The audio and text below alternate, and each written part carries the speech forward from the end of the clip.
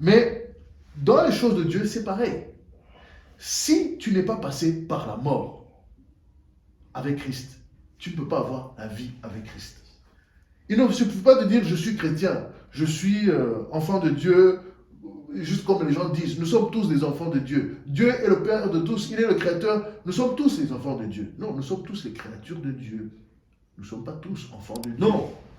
Jésus, il a dit dans Jean 3, 3, en vérité, je te le dis, si un homme ne naît de nouveau ou ne naît d'en haut, il ne peut voir le royaume de Dieu. Or, le royaume de Dieu, c'est notre destination finale. C'est là où nous allons vivre la plus grande partie de notre vie, pour nous qui croyons. Parce que la vie sur terre, c'est quelques années. La vie sur terre, c'est quelques années. Mais la vie éternelle, vous comprenez, c'est tout le reste. Et donc, pour voir le royaume de Dieu, ou bien pour coexister dedans, pour vivre dedans, il faut avoir cette vie. Il faut être devenu une nouvelle créature. Il faut naître d'en haut. Il faut naître dans le royaume en haut. Ça, c'est glorieux. C'est ça où Dieu, justement, il sera encore plus glorifié. Parce que en Jésus-Christ, il est glorifié. Dans la résurrection, il est glorifié. Mais d'autant plus glorifié que Jésus, le premier-né de beaucoup de frères dont nous sommes, de frères et sœurs, comprenez-moi bien, il est le premier-né, il est le ressuscité, il est le premier ressuscité. Et nous sommes ressuscités en lui et avec lui, et pour lui. Et nous allons glorifier le Père. Et nous sommes vivifiés par l'Esprit de Dieu aujourd'hui, actuellement. Nous aspirons à cela, et nous avançons, et nous continuons à résister au diable, et il fuira loin de nous. Il ne pourra pas continuer à agir de la même manière. Et vous vivez de victoire en victoire, de gloire en gloire. Mais ça commence ici.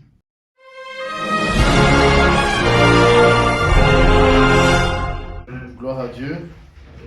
C'est toujours bon d'entendre vraiment les témoignages et aussi les paroles de foi. Et parce que nous sommes un peuple de foi. Nous sommes un peuple de foi. Et les gens comprennent des fois mal ce qu'est la foi. La Bible dit que sans la foi, on ne peut pas plaire à Dieu. Et aujourd'hui, on va le voir dans le sens premier. Il y a quelque chose, c'est Martin Luther qui a découvert ça et qui a fait que justement l'ère du protestantisme commence, mais il a découvert que c'est que par la foi, c'est que par la foi qu'on peut avoir accès au salut. Ce n'est pas par les œuvres, c'est que par la foi. La foi en quoi? La foi dans ce que nous allons voir aujourd'hui. Nous allons continuer notre série sur le livre de Romains. Nous sommes au chapitre 6. Je vous invite à aller réécouter tout ce que nous avons déjà annoncé, parlé dessus. Je vous invite à lire le livre en entier. Nous avons commencé d'abord Romains 1, 2 et 3. On parlait comme d'être dans un tribunal où il y avait des argumentations par rapport à l'homme qui pêche, l'homme de ce monde, l'homme de Babylone, l'homme d'ici-bas, face à ce que Dieu lui a préparé, face à ce que Dieu a prévu pour nous. Et nous rentrons plus dans le vif du sujet maintenant. Je ne porte plus le sujet tel que comme si on était dans le tribunal, mais les argumentations restent quand même, parce que les argumentations qu'on avons vues au début sont importantes, parce qu'elles nous amènent ici. Et sachons toujours, rappelons-nous toujours que le salut que Jésus est venu amener, c'est un salut pour nous éviter la colère de Dieu qui est un jugement. Et la Bible dit que ceux qui ne croient pas sont déjà condamnés. Donc il y a un jugement qui est déjà fait. Le monde est déjà jugé. Maintenant, il s'agit de s'acquitter de la condamnation. Il faut s'acquitter de la condamnation. Mais sinon, le jugement a déjà eu lieu. Et je vais parler aujourd'hui, donc le chapitre 6. Et le titre que je peux donner, c'est « De la vie mortelle à la vie immortelle ». De la vie mortelle à la vie immortelle. Parce que dans la vie avant Christ, nous étions mortels et doublement mortels.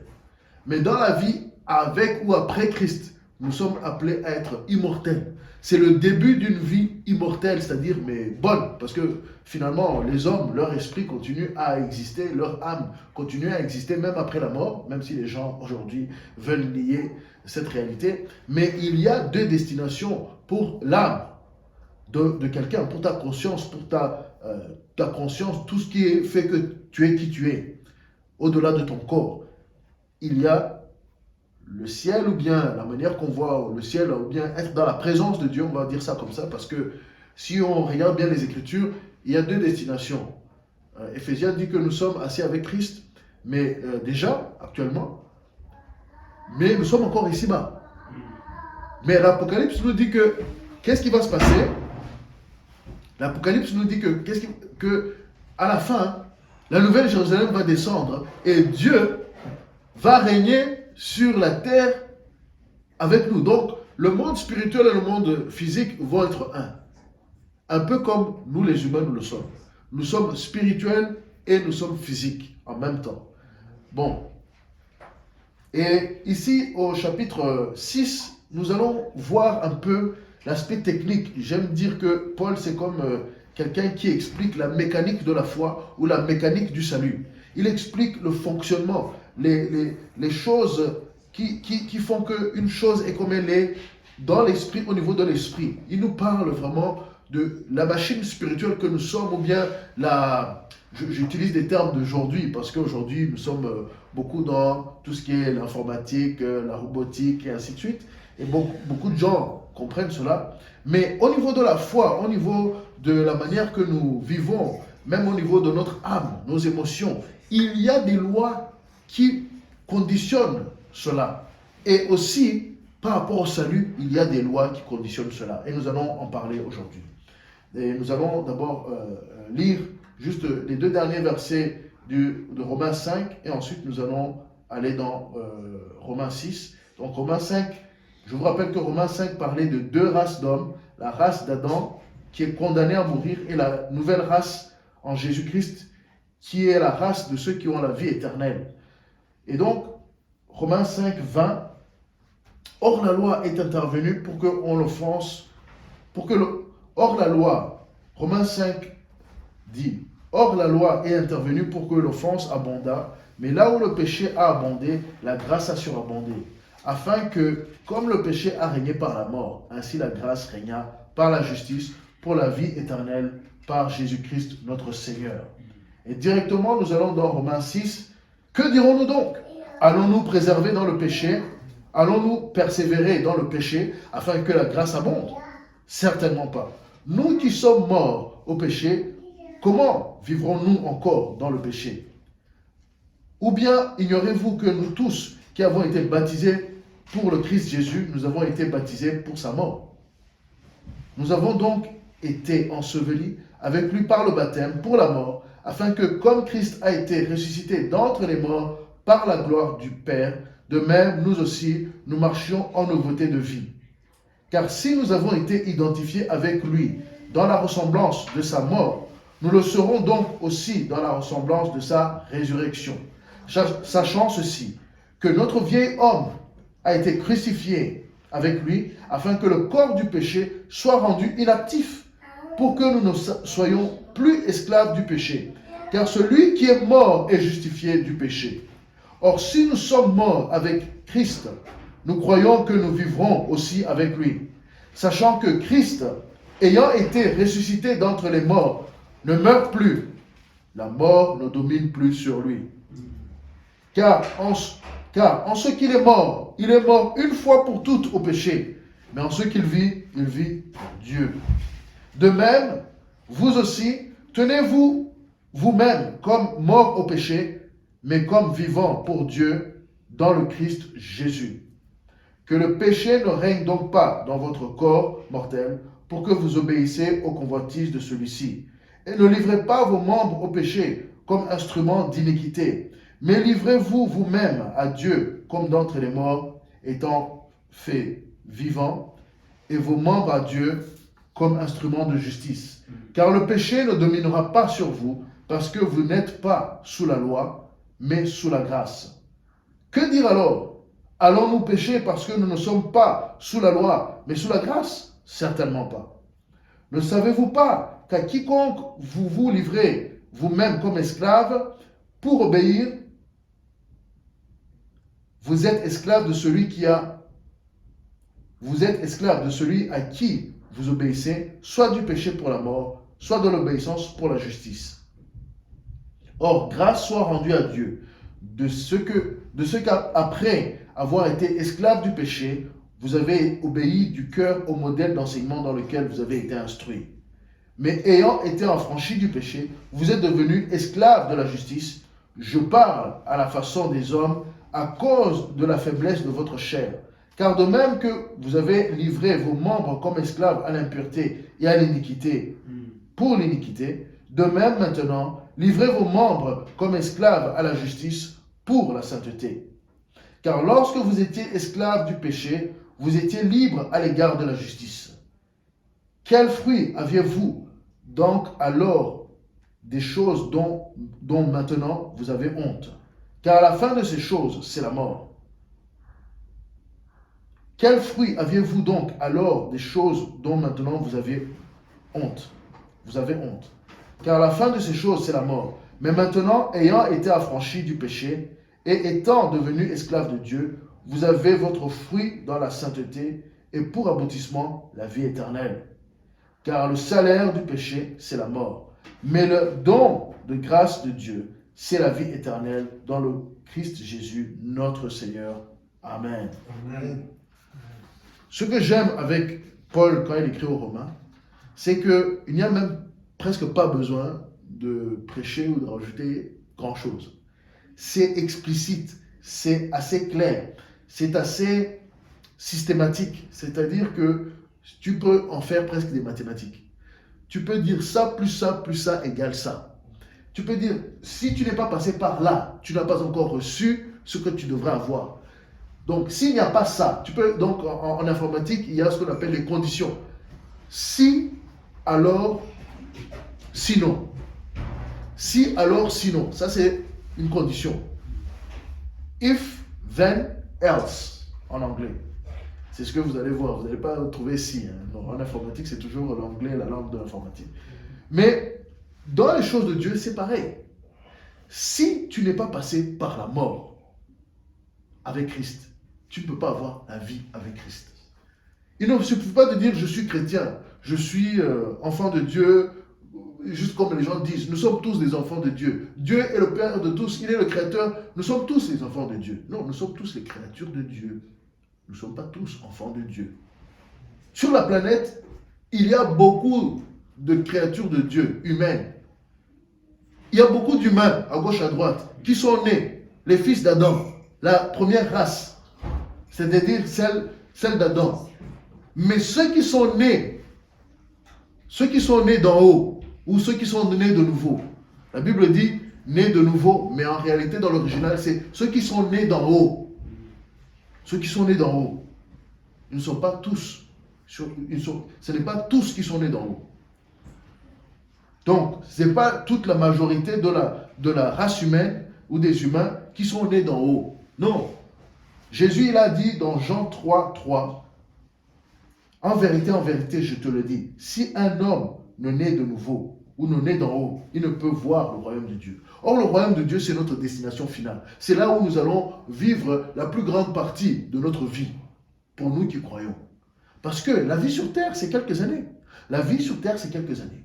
Mais la vie éternelle, vous comprenez, c'est tout le reste. Et donc, pour voir le royaume de Dieu, ou bien pour coexister dedans, pour vivre dedans, il faut avoir cette vie. Il faut être devenu une nouvelle créature. Il faut naître d'en haut. Il faut naître dans le royaume en haut. Le royaume qui vient, qui va descendre. Mais il va descendre pour que ceux qui sont nés dedans soient dedans. Tu ne peux pas être citoyen de ce royaume. Tu dois, juste comme ça, tu dois naître dedans. Tu ne peux pas avoir 1 million d'euros sur le compte, comme certains. Vous savez, dans certains pays, si tu as 1 million d'euros sur le compte et que tu demandes la nationalité, on te la donne automatiquement. Donc, tes œuvres, ton argent peut t'acheter une citoyenneté. Mais dans le royaume de Dieu, non. Tout homme peut avoir la nationalité. Tout homme peut avoir la citoyenneté. Mais il faut naître dedans. C'est droit du sol. Et droit de sang aussi. Parce que c'est le sang de Jésus qui achète ta nationalité. C'est le sang de Jésus qui achète ta citoyenneté. Et ici, nous allons voir que c'est une argumentation de l'homme charnel, ou bien l'homme du péché, l'homme qui est esclave au péché, ou l'homme qui a la pensée encore du péché. Parce que quand on devient citoyen du ciel, ou bien citoyen du royaume de Dieu, il y a beaucoup de choses qui doivent se passer. C'est comme un enfant qui vient de naître.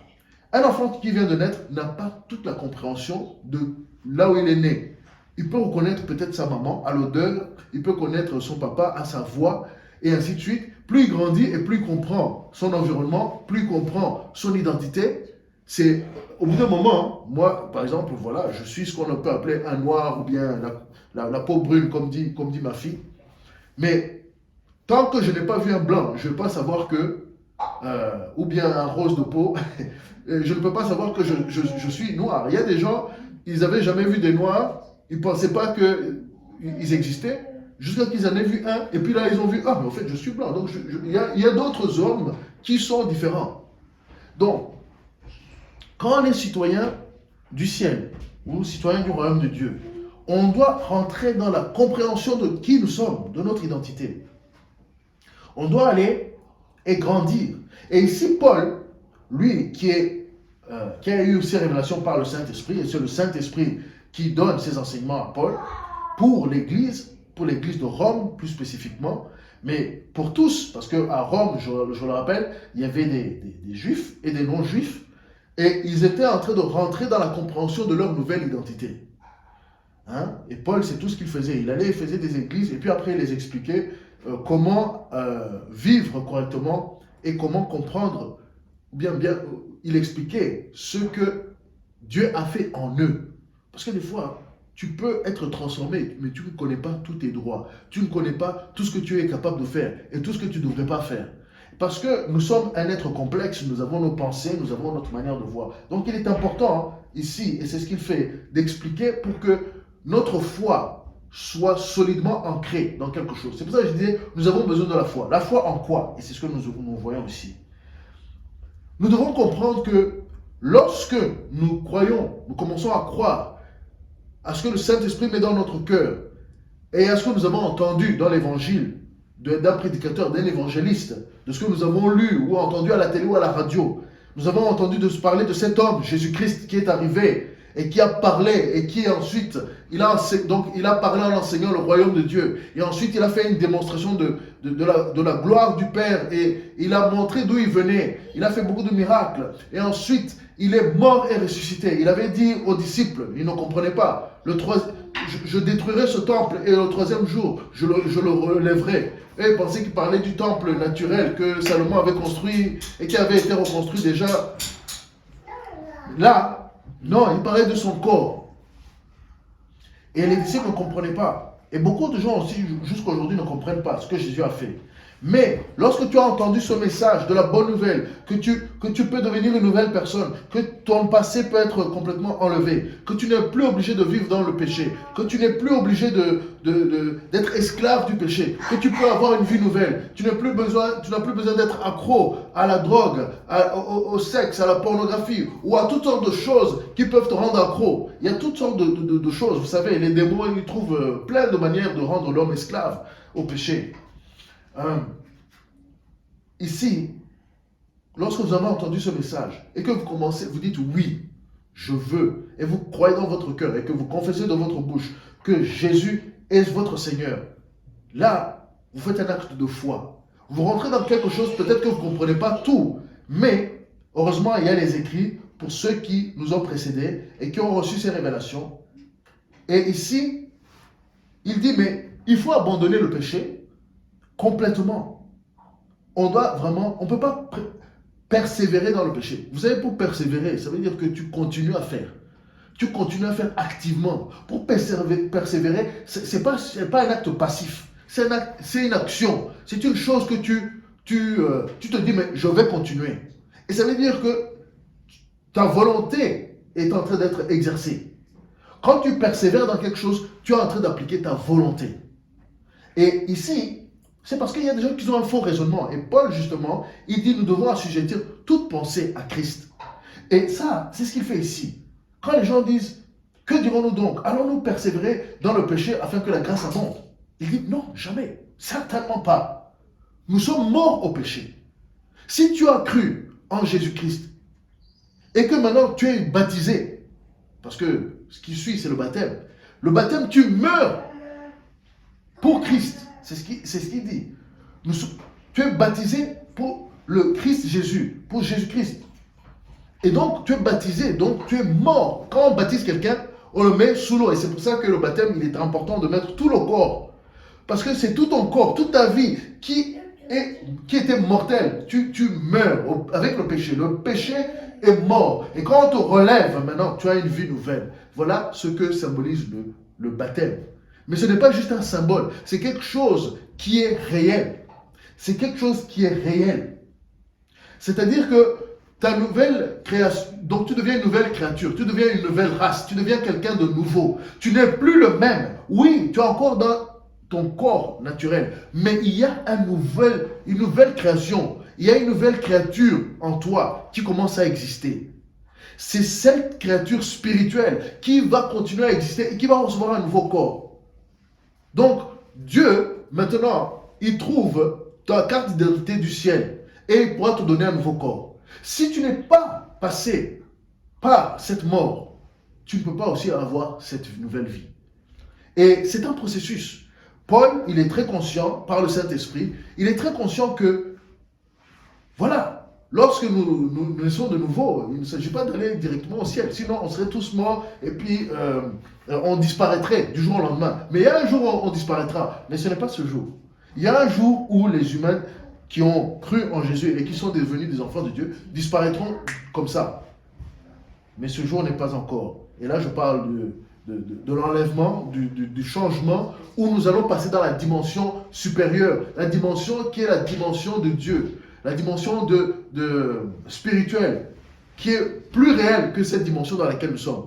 Il y en a certains qui ont eu des expériences même, des expériences spirituelles. Ils disent, mais le monde spirituel est plus réel que le monde naturel. Mais c'est dans une dimension supérieure, où le temps et l'espace n'ont pas les mêmes lois. Donc, nous avons besoin de notre corps pour pouvoir interagir là-bas. Le corps glorifié, qui n'a pas le péché. Mais notre corps de péché, lui, il ne peut pas avancer. Mais ici, la Bible est claire. Le Saint-Esprit nous dit par l'apôtre Paul que nous sommes morts au péché. Donc, c'est-à-dire que quand tu es mort, tu ne peux plus agir. Tu ne peux plus agir. Le problème est que quand tu crois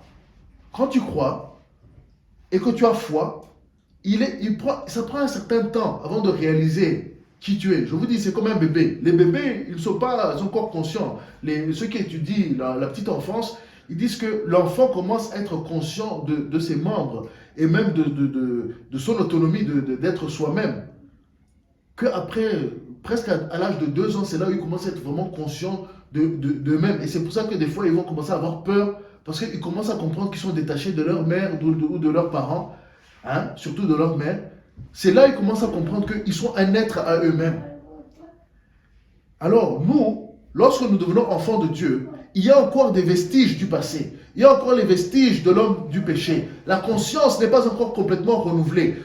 La nature, c'est-à-dire tu es enfant de Dieu, mais tu n'es pas encore transformé dans ton intelligence. Et c'est pour ça qu'il y a un travail de transformation. Ce travail, il est accéléré par le Saint-Esprit.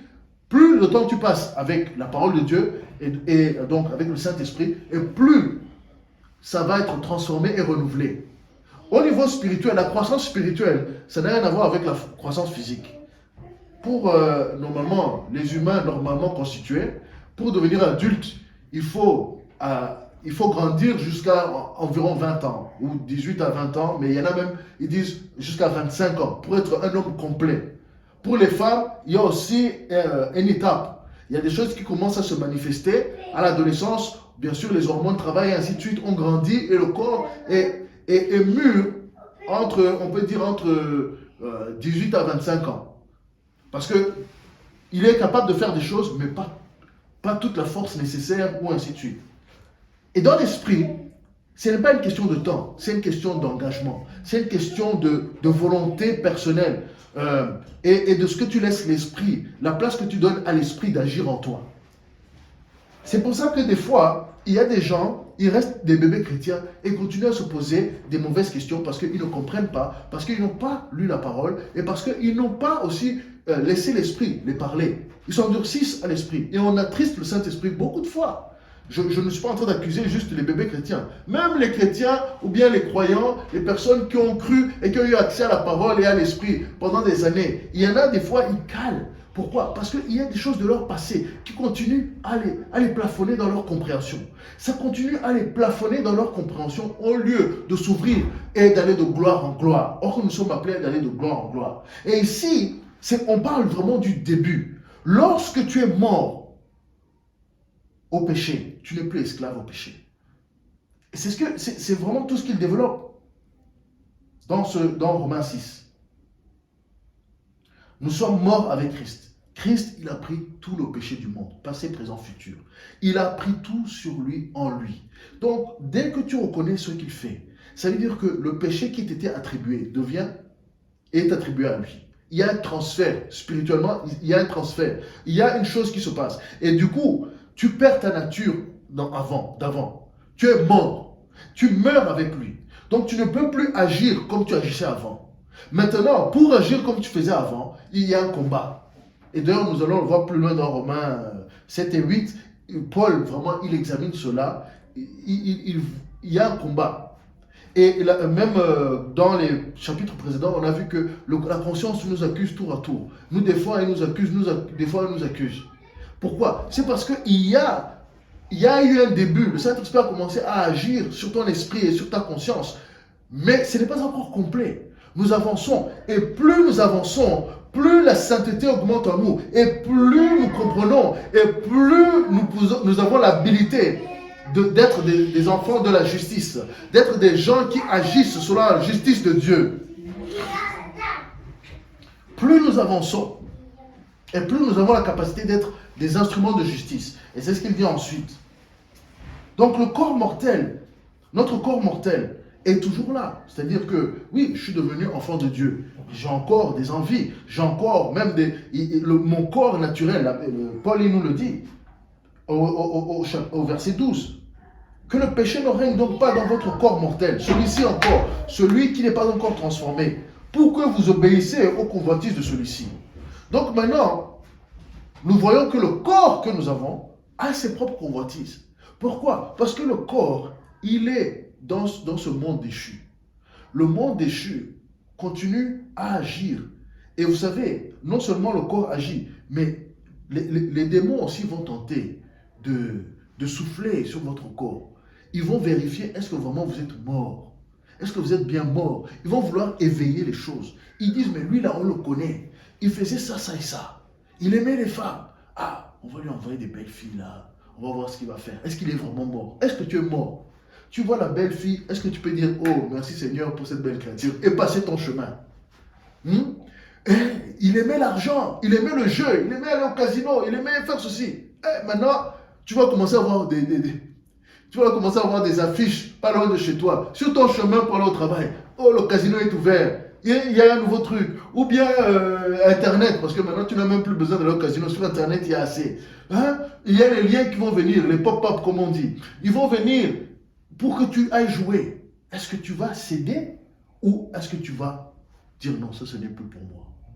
Et normalement, quelqu'un, je veux dire une nouvelle créature, qui est née en Christ, qui est née d'en haut, il va avoir au moins un combat. Tu ne vas pas lâcher directement. Non, tu vas dire non, ça c'est pas pour moi. Ça c'est pas pour moi. Mais si tu veux persévérer dans le péché, tu vas devoir faire 2 ou 3 actions. Tu vas devoir utiliser ta volonté pour retourner dedans. Parce que tu connais le plaisir qu'il y a dedans. Tu l'as connu, ton cerveau naturel. Il connaît ça. Il y a des circuits qui ont été formés. La drogue a formé des circuits de plaisir. Le sexe a formé des circuits de plaisir. Les choses anciennes, voler. Il y en a qui aiment voler. Parce que ça crée l'adrénaline. Je lisais un article l'autre fois où il y avait des gangs. Ils disent, mais on ne fait pas ça pour l'argent. On ne fait plus ça pour l'argent. On vole parce qu'on aime ça. On vole parce qu'on aime ça. Ça nous crée l'adrénaline. Vous savez, pour aller voler, pour aller dans le territoire de quelqu'un, sans qu'il sache, et prendre ce qui n'est pas à toi, ça c'est ce qu'on appelle voler. Quand tu es au magasin et que tu attrapes quelque chose, il y a les caméras, tu te dis, peut-être qu'on ne va pas m'attraper. Donc, il y a en anglais, on dit a thrill. Il y a quelque chose qui éveille les sens. Et justement, le corps mortel, il joue avec nos sens naturels. Il y a l'adrénaline qui va monter. Il y a beaucoup de sensations qui vont monter. Oh, ceux qui aiment chasser les filles, il y a ces sensations-là. Comment je peux utiliser? Quels sont les termes que je peux utiliser pour l'avoir? Voilà le corps mortel. C'est comme ça qu'il agit. Et l'ennemi voudrait que cela arrive. Mais vous savez, l'ennemi ne peut pas vous forcer à pécher. Impossible. Vous péchez par votre volonté. Nous péchons par notre volonté. Nous ne péchons pas parce que c'est juste, oh, c'est la faute du diable. Non! Le diable ne peut que t'inciter. Il ne peut que mettre les choses devant tes yeux. Il ne peut que essayer de motiver l'homme mortel, celui qui a été enseveli. Et si tu cèdes, parce que c'est ce qu'il a fait avec Jésus. Jésus, on lui a amené, après les 40 jours dans le désert, Jésus, le diable est venu le tenter. Mais le diable n'a pas pu le faire pécher. Il n'a pas pu le faire pécher. Et il va venir selon ce qu'il sait de toi. Parce qu'ils prennent des notes, vous savez. Les démons, ils prennent des notes. Et ils sont là, et ils connaissent les faiblesses des hommes. Et ils attaquent les serviteurs de Dieu. Et ils attaquent les familles des serviteurs de Dieu. Et ils attaquent les humains d'un point de vue général. Mais ils se concentrent sur les serviteurs de Dieu. Pourquoi? Parce que si un serviteur de Dieu tombe, il est en train de salir le nom de Dieu. Donc ils attaquent ces gens-là. Il attaque les chrétiens. Parce que s'il arrive à faire tomber un chrétien, ou bien un croyant, un enfant de Dieu, qu'est-ce qu'il fait? Il gagne beaucoup de territoire dans la famille et dans le sphère de ces personnes-là, de cette personne-là. Et donc, il fait une mauvaise pub pour le royaume de Dieu. Ceux qui commençaient à y croire en disant, mais quand je regarde cette personne, je vois que vraiment c'est une réalité. Il vit une réalité. L'ennemi, il va essayer de te tenter jusqu'à ce que tu cèdes. Et la Bible dit, résiste, soumets-toi à Dieu. Donc, sois esclave, c'est ce que nous allons voir juste maintenant. Soumets-toi à Dieu, sois esclave de la justice, sois esclave de tout ce qui est bon, ce qui vient d'en haut. Parce que tu es un être d'en haut. Tantôt, David disait, mais voilà, nous devons... c'est pas grave. Mais nous devons être esclaves de la justice. Et nous allons voir justement, parce que là, je vous conseille de simplement lire ceci et réfléchir. Réfléchir à ce que le Saint-Esprit est en train de dire à Paul, à travers Paul. Ne livrez pas vos membres au péché comme des instruments d'iniquité. L'iniquité, donc, c'est le péché qui continue. C'est le péché qui continue à agir. Comme je viens de décrire, il y a tellement d'exemples. Le monde est rempli de ça. Les puissants, alors, et le péché, ce n'est pas une question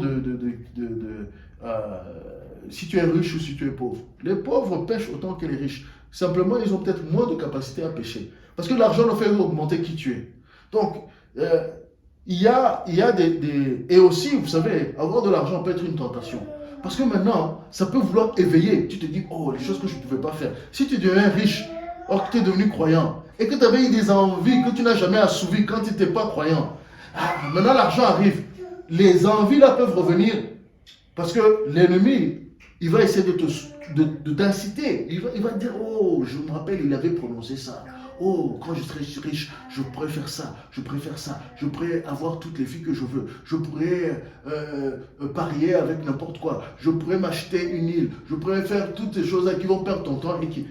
Maintenant que tu es enfant de Dieu, que Dieu t'a donné la sagesse et que tu commences à avoir l'argent, l'ennemi n'a pas oublié, il a pris des notes. Mais il ne faut pas céder, il ne faut pas céder.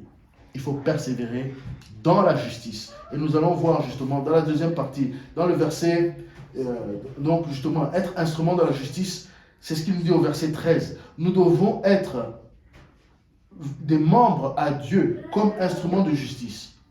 Le seul moyen d'y arriver, c'est de continuellement être dans la foi.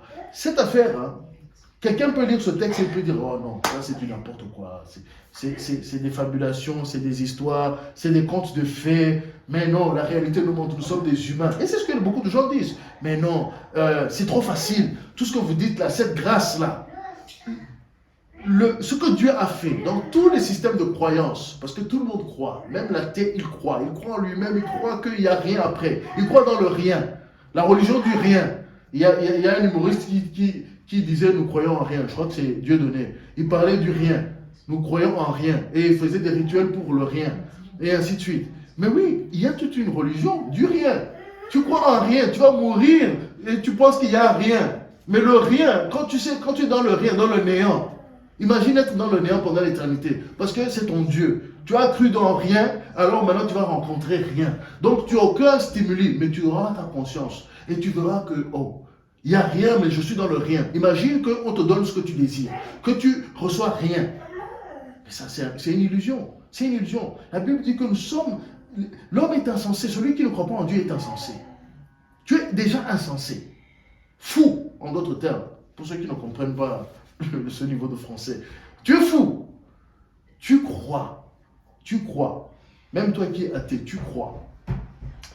Mais nous sommes appelés à croire, et pas seulement à croire, mais à vivre, à être des instruments de justice. Nous sommes appelés à être pleinement investis par le Saint-Esprit, à être pleinement investis par la parole de Dieu, pour agir, pour que nous ne soyons plus sous l'effet de la loi. Quand nous sommes conduits par l'Esprit, la loi n'est plus une condamnation. La loi ne peut plus nous toucher dans le sens qu'elle mettait en évidence le péché, ce que nous avons lu dans chapitre 5.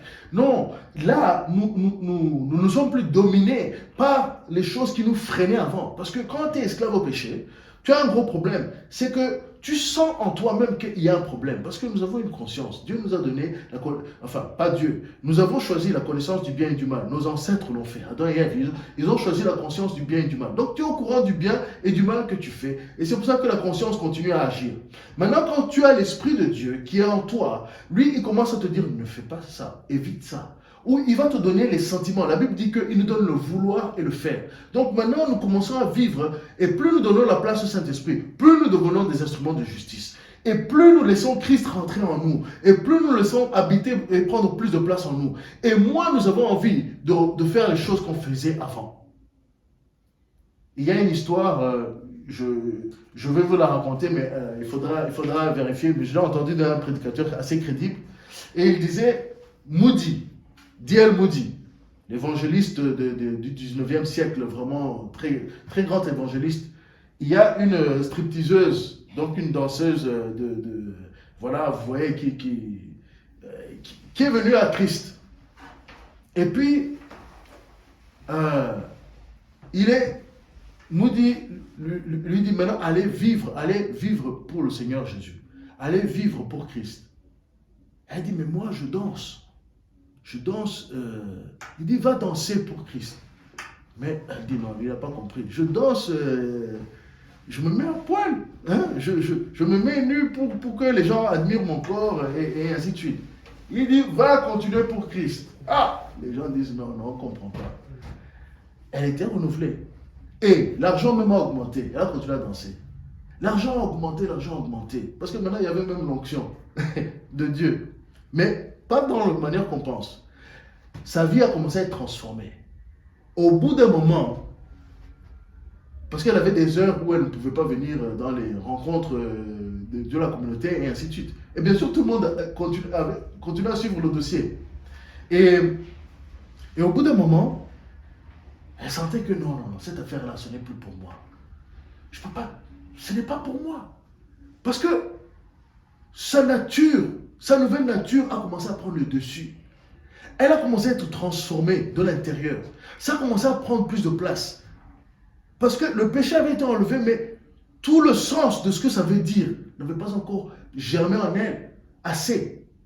Et puis au bout d'un moment, elle a dit non. Elle a arrêté tout.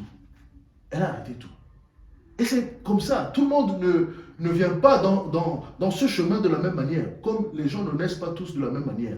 Il y en a qui naissent en siège, il y en a qui naissent comme il faut, la tête en bas, il y en a qui naissent par césarienne, il y en a qui naissent à la campagne, il y en a qui naissent en ville, à l'hôpital, il y en a qui naissent partout comme ça, en Europe, en Afrique. Et puis, ce qu'on va te donner à manger, ce n'est pas la même chose. La manière que tu vas vivre tes premiers moments, les odeurs que tu vas avoir, ce ne sont pas les mêmes. Dans la vie du royaume de Dieu, c'est pareil. Il y a des gens qui sont venus au Seigneur et ça a pris des années avant qu'ils commencent à grandir. Pourquoi? Ils sont nés dans un endroit où il y avait, on va dire, peu de nutrition. Et donc ils sont restés comme des petits. Ils sont restés comme des petits bébés. Jusqu'à que la bonne nutrition spirituelle est arrivée et là ils ont pu éclore et grandir vraiment beaucoup plus. Vous savez, il y a même des insectes. Hein. Ils sont en train de se transformer pour devenir par exemple des papillons. Ils sont dans le cocon. Mais si les conditions ne sont pas bonnes, ils vont rester comme ça pendant des semaines, voire des années. Il y a même jusqu'à que les bonnes conditions arrivent pour qu'ils puissent éclore. Pareil, dans les graines. Des graines peuvent rester pendant des... Il y a même des graines qu'ils ont retrouvées dans les tombeaux là d'Égypte ou bien ailleurs. Et ils sont partis les replanter après 3000 ans. Donc, au niveau spirituel, les choses naturelles nous apprennent sur les choses spirituelles. Si tu ne nourris pas ton âme, si tu ne nourris pas de la parole de Dieu, si tu ne laisses pas l'Esprit de Dieu agir en toi, tu ne vas pas voir ta croissance aller assez vite. Et les réalités qu'on est en train de nous raconter ici, de nous exprimer, de que le Saint-Esprit nous fait découvrir, tu ne vas pas les expérimenter. Et c'est pour ça que beaucoup de gens, ils sont là à se plaindre et dire « Oh mais non, c'est pas possible. Ça, c'est pas pour moi, je ne le vis pas. » Non, c'est parce que tu n'as pas laissé le Saint-Esprit agir complètement en toi. Cette stripteaseuse dont je vous parlais, mais au bout d'un moment, elle ne pouvait plus continuer à faire ce qui est clairement contre la volonté de Dieu. Mais vous savez, c'est ça la vie de grâce. Nous vivons dans la grâce. Et les religions ne comprennent pas la grâce. Parce que toutes les religions du monde agissent par les œuvres. Et même dans le christianisme, il y a beaucoup de gens qui mélangent la grâce et les œuvres. La grâce, c'est ta nature nouvelle donc la grâce renforce la capacité à la nature nouvelle de prendre place pour qu'elle s'exprime complètement et que tu deviennes quelqu'un d'autre. Les envies sont complètement transformées.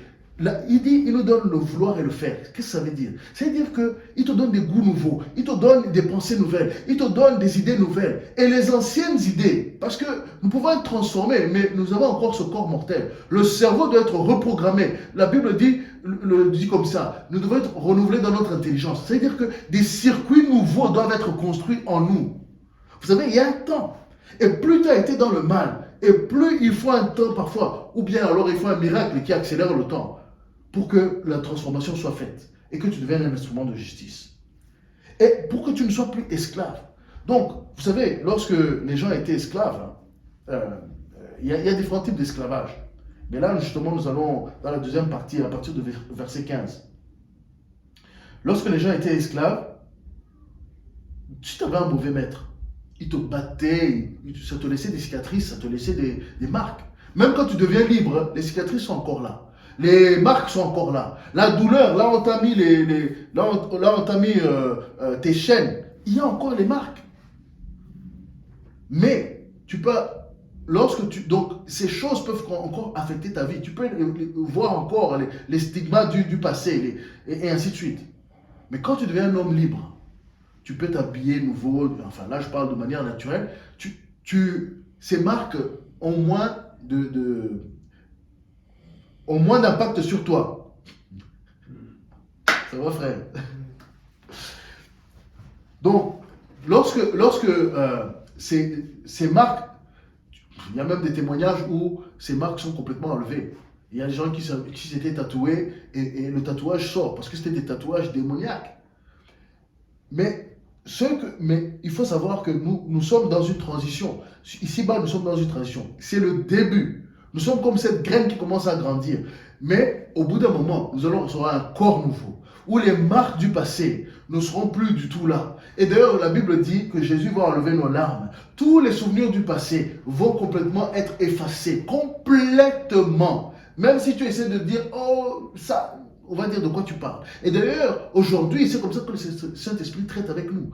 Il nous prend comme des nouvelles personnes. Il nous apprend et les choses du passé sont anciennes. Il faut vraiment, et c'est pour ça que le diable ne peut plus nous accuser.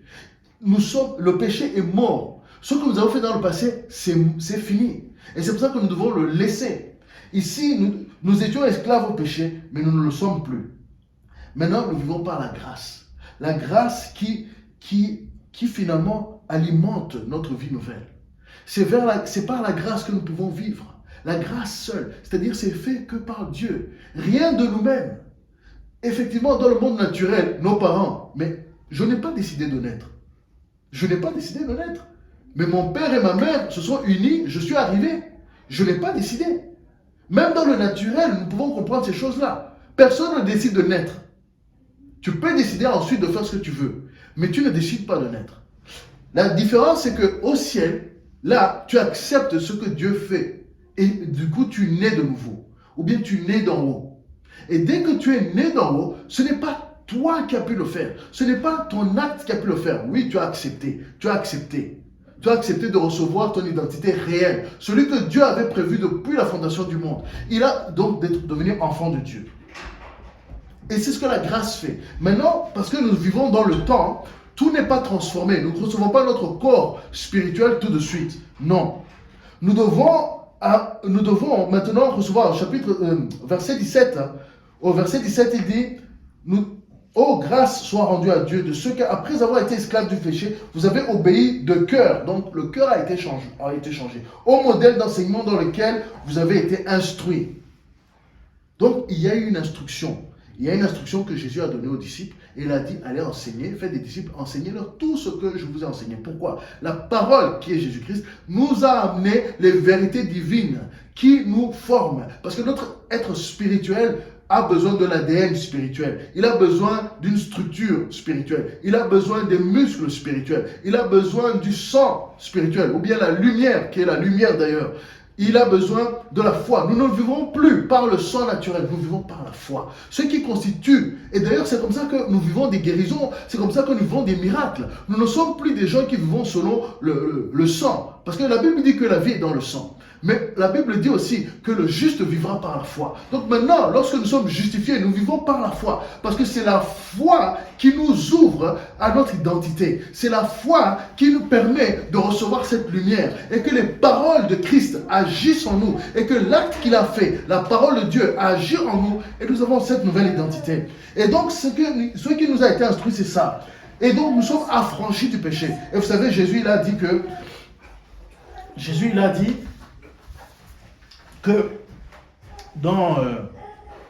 quiconque pratique le péché est esclave du péché. Pour pratiquer, ça veut dire que tu le fais continuellement. C'est pas accidentel. Parce que Jean, l'apôtre Jean, il dit aussi je crois que c'est dans 1 Jean, c'est si tu pêches. Ce n'est plus c'est si tu pêches. Parce que quand tu as la vie nouvelle, il y a bien sûr, il y a le combat entre le corps, les convoitises. Et parfois, tu peux faire quelque chose de mal accidentellement. Ça devait être accidentel. Ça devait être dans un excès. Et que les choses anciennes se réveillent. Parce que nous sommes encore dans ce monde déchu. Il y a beaucoup de choses qui nous rappellent notre ancien homme. Et qui veulent le réveiller. Le vieil homme. Mais, Jésus l'a dit, si le Fils vous affranchit, vous serez réellement libre. Et justement, nous devenons esclaves de la justice. Et là, vous savez, l'esclavage, aujourd'hui, on le comprend moins bien. Parce qu'à l'époque, il y avait beaucoup d'esclaves. Même un hébreu pouvait être esclave à un autre hébreu. Vous allez lire dans Exode 21, mais aussi dans Deutéronome, les lois sur l'esclavage et la manière. Mais un esclave hébreu ne devait pas rester esclave pendant longtemps, maximum 7 ans. Après, il fallait le libérer. Et puis, aussi, si un esclave aimait son maître, s'il avait un bon maître, vous allez lire ça dans Exode 21, si un esclave avait un bon maître, il pouvait devenir son serviteur à vie.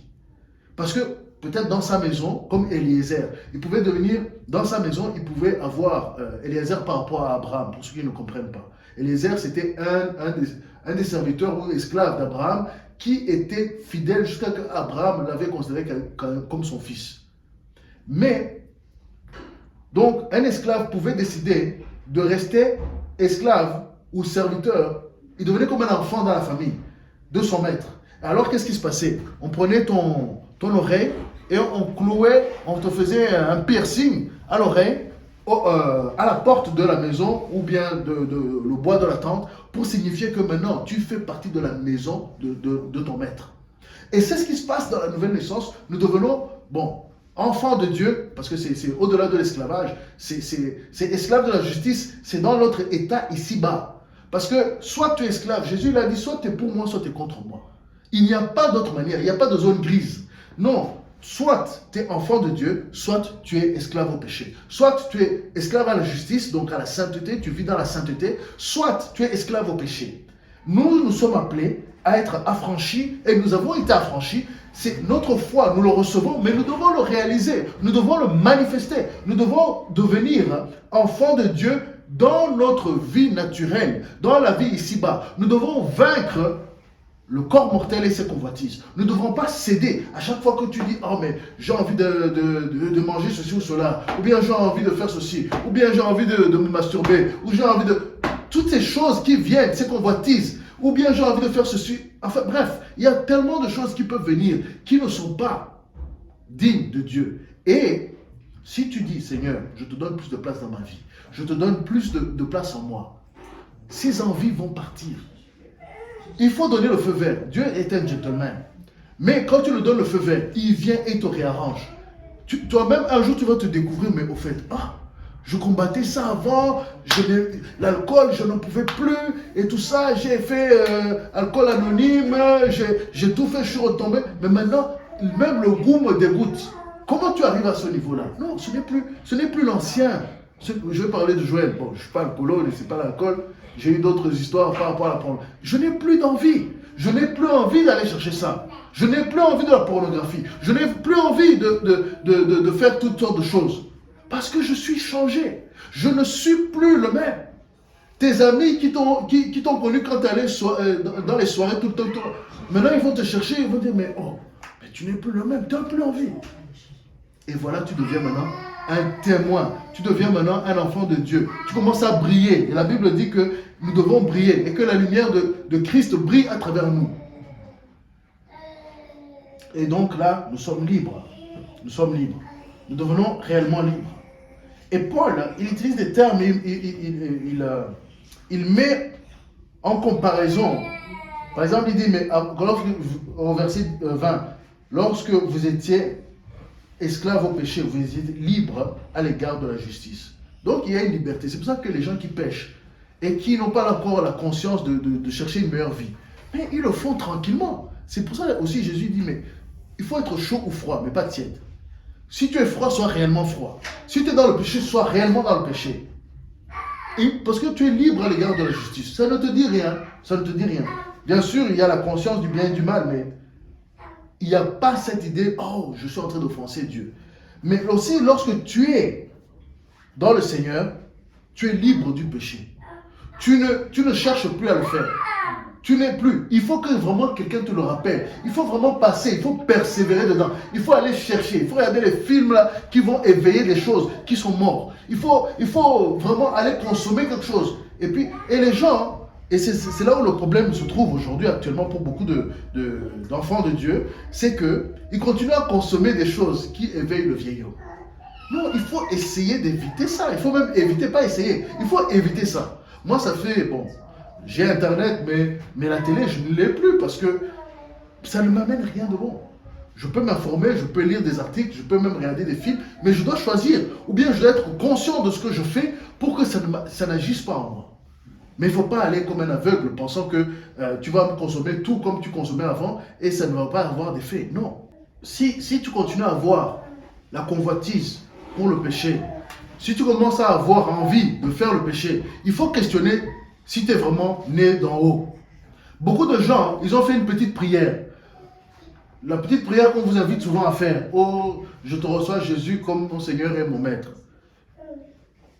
Je reconnais que je suis pécheur. Je reconnais que tu es mort à la croix. Et c'est une bonne prière. Mais c'est une prière si elle n'a pas de substance. Parce que la foi, c'est une substance. Si ta prière n'a pas de substance, tu n'as pas avancé. Et c'est pour ça qu'il y a beaucoup de gens, ils font des petites prières en disant qu'ils sont devenus enfants de Dieu et puis c'est fini. Non, ta vie doit être transformée. Tes envies doivent être transformées. Si tu as fait cette prière et que tes envies ne sont pas transformées, tu n'as pas encore été touché vraiment. Tu n'as pas encore été transformé vraiment. Il faut que, normalement, tu dois voir, toi-même tu dois être étonné. Tu dois avoir envie d'aller dans la parole de Dieu. Tu dois avoir envie de comprendre les choses d'en haut. La Bible dit que nous devons chercher à comprendre les choses d'en haut. C'est pas que nous devons dans le sens, c'est un devoir de cette manière-là. Non, c'est que en réalité, nous sommes, ça vient en nous. Nous avons envie au fait d'apprendre plus, de comprendre, mais qu'est-ce qui s'est passé dans les temps passés? Comment le péché a pu faire ça? Comment maintenant Jésus, il est venu? Nous devons chercher à comprendre tous les mystères du royaume de Dieu. Parce que c'est ça qui est l'évidence. C'est tes envies ont changé. Si tes envies n'ont pas changé, je questionne ta foi. Je questionne vraiment qui tu es.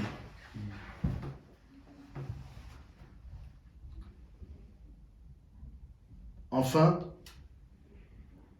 donc, verset 22, mais maintenant, ayant été affranchi du péché et étant devenu esclave de Dieu, vous avez votre fruit dans la sainteté et pour aboutissement la vie éternelle.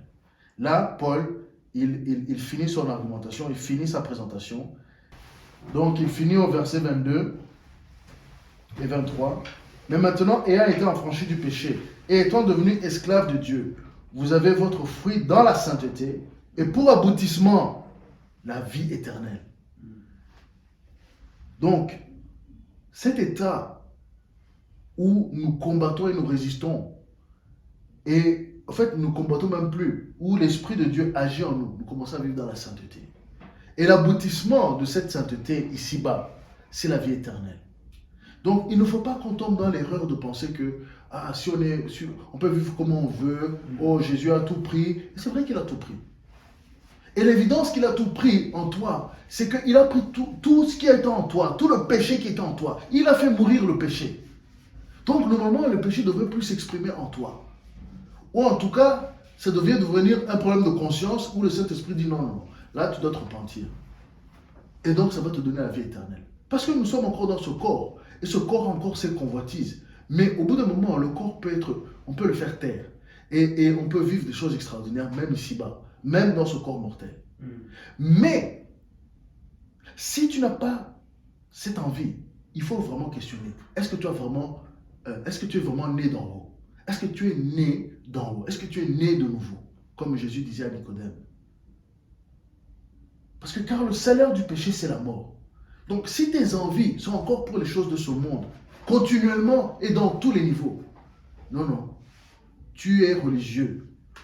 Tu combats toujours. Au bout d'un moment, le combat n'est plus là.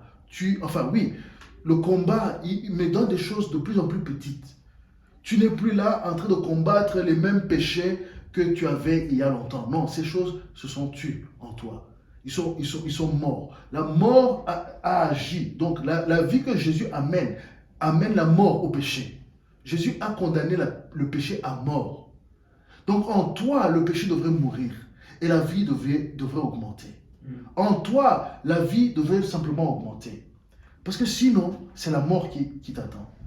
Et l'objectif de ce que Jésus a fait à la croix, c'est que le péché soit mort et le péché en toi soit mort. Donc le péché, pas les péchés. Le péché, la chose qui fait que tu pêches, la nature pécheresse devrait mourir et la nature de justice devrait augmenter.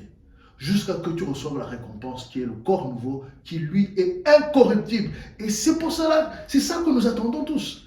Effectivement, imagine, tu ne peux pas pécher. Tu ne peux pas. Tu ne peux pas.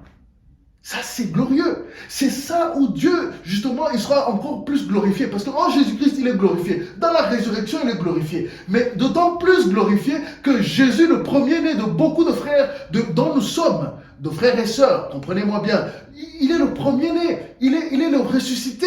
Il est le premier ressuscité. Et nous sommes ressuscités en lui et avec lui. Et pour lui. Et nous allons glorifier le Père. Et nous sommes vivifiés par l'Esprit de Dieu. Aujourd'hui, actuellement, nous aspirons à cela. Et nous avançons. Et nous continuons à résister au diable. Et il fuira loin de nous. Il ne pourra pas continuer à agir de la même manière. Et vous vivez de victoire en victoire, de gloire en gloire. Mais ça commence ici. Dans cette explication, on comprend les mécanismes. On comprend qu'il fallait mourir. Et on comprend que notre nature du péché est morte. Et donc, il n'y a plus d'excuses pour pécher. Ça ne veut pas dire que vous n'allez pas pécher. Parce que c'est une progression. Ça serait bien si c'était complètement du jour au lendemain. Normalement, ça peut l'être. Il y a des gens qui vivent comme ça à 100% pour le Seigneur et ils s'investissent à fond, à fond, à fond. Ils ne laissent plus d'espace parce qu'ils ont beaucoup souffert. La plupart des gens qui ont beaucoup souffert, Jésus il l'a dit comme ça. Ceux qui ont été de pardonner de beaucoup, ils aiment beaucoup.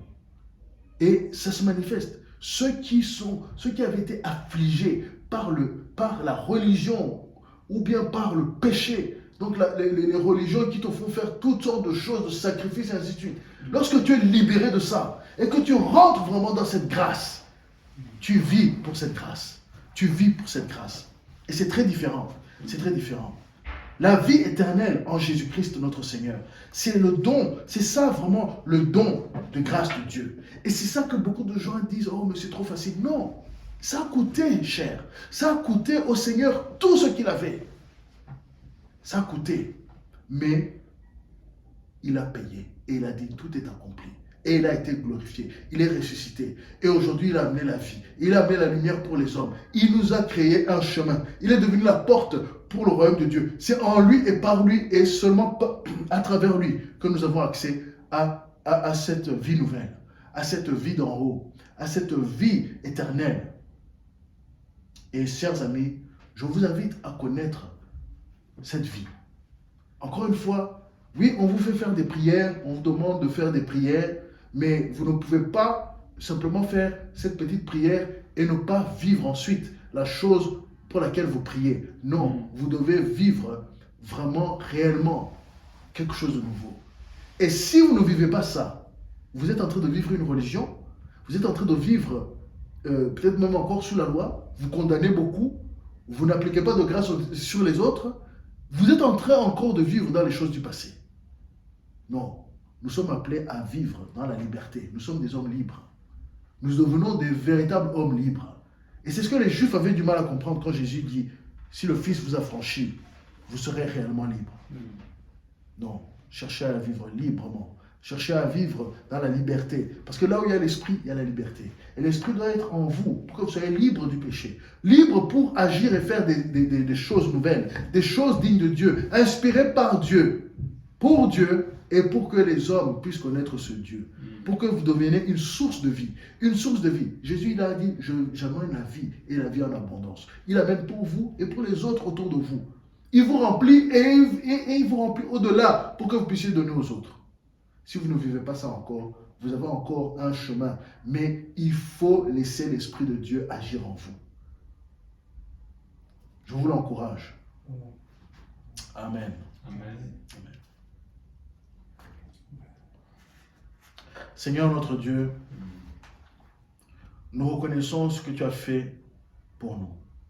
Tu es venu dans un temps propice pour que l'évangile soit connu de tous, pour que l'homme ayant vécu toutes ces années sous l'emprise du péché soit libéré. Seigneur, même les sacrifices que tu avais établis, qui ont montré au peuple d'Israël à quel point c'était lourd, à quel point le péché était contraignant, à quel point le péché était une destruction de ce que toi tu avais prévu. Tu es venu et tu as libéré. Tu es venu pour Israël et Seigneur, tu es aussi venu pour le monde entier. Parce que nous avons reçu ce que tu as annoncé et nous avons reçu ce que tu as fait. Tu as fait de nous des enfants de Dieu. Nous t'élevons, nous te glorifions. Nous prions pour tous ceux qui sont devenus enfants de Dieu, qui ont fait ces prières, tous ceux qui ont du mal à résister au diable et qui tombent encore dans beaucoup de péchés. Nous prions que Seigneur, ils s'ouvrent plus à toi, que cette révélation soit plus grande, qu'ils aient des temps, Seigneur, avec toi, qu'ils soient remplis de toi, Seigneur mon Dieu, que les envies du passé, les convoitises de leur chair mortelle diminuent et que les envies divines augmente. Les envies divines augmentent. Nous prions, Père, que tu te révèles encore plus, Seigneur, à toutes ces personnes qui deviennent enfants de Dieu. Nous prions pour ceux qui ne te connaissent pas encore, ceux qui disent « Oh, mais non, cette grâce dont vous parlez, je ne la mérite pas. » Non, le Seigneur est venu pour tous. même si tu penses que tu ne la mérites pas, reconnais ce que Jésus a fait, pour que tu valorises encore ce qu'il a fait et que tu glorifies le Père en acceptant ce qu'il a fait. Parce que le Seigneur est venu pour toi aussi. C'est une grâce imméritée. Personne ne le méritait. Jésus l'a fait volontairement. Il a créé pour lui-même une famille. Tu peux devenir son petit frère, sa petite sœur. Tu peux devenir enfant de Dieu. Deviens enfant de Dieu. Commence à vivre pour lui. Passe par les eaux du baptême et sois transformé. Deviens cette nouvelle créature. De naître d'en haut. Deviens citoyen du royaume de Dieu. Citoyen pour la vie éternelle. Que Dieu vous bénisse. Seigneur, nous prions pour ces personnes qui ont pris cette décision et qui désirent entrer vraiment dans cette nouvelle vie, qui désirent la recevoir et qu'elle germe en elles et qu'ils grandissent pour devenir vraiment des enfants responsables. Nous prions, Seigneur, pour leur vie et que tu les accompagnes, Saint-Esprit, comme toi seul sais faire. Au nom de Jésus. Amen.